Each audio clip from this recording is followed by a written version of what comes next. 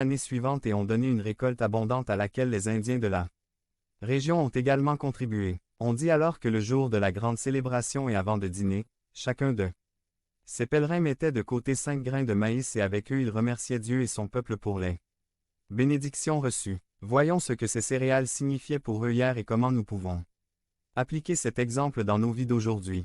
Devenez membre de la chaîne et AIDEZNOUSA. Propagez la parole de Dieu dans le monde entier. Dim 17 mars 2024. Si tu crois en la puissance de Dieu. Commentaire 11. 11. Le premier grain leur a rappelé la beauté de l'automne qui se terminait déjà. Aujourd'hui, nous devons nous rappeler que Dieu est le créateur de toutes choses et tout ce qu'il a fait était beau. EC 3. 11. Psaume 19. 1. Psaume 8. Dieu a un dessein. Jean 10. 10. Ésaïe 48. 17. Dieu a son temps pour accomplir son dessein. ECCL 3. 11. 2. Le deuxième grain leur a rappelé l'amour fraternel qui les unissait les uns aux autres. Ils avaient les mêmes principes, les mêmes objectifs, ils se soutenaient mutuellement.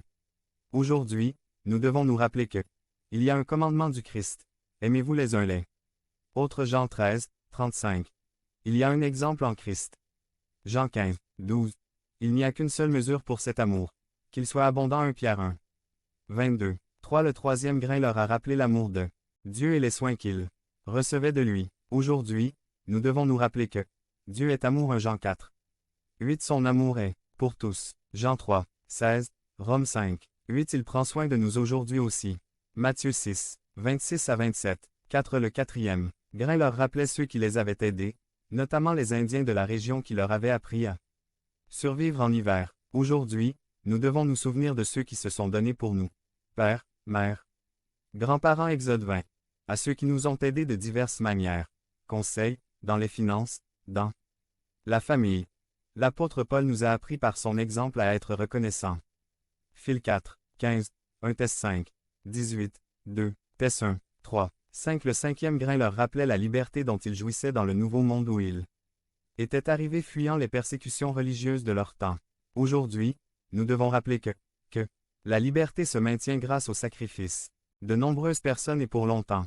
Il ne faut pas les oublier. Librerad nous exprimer librera ent.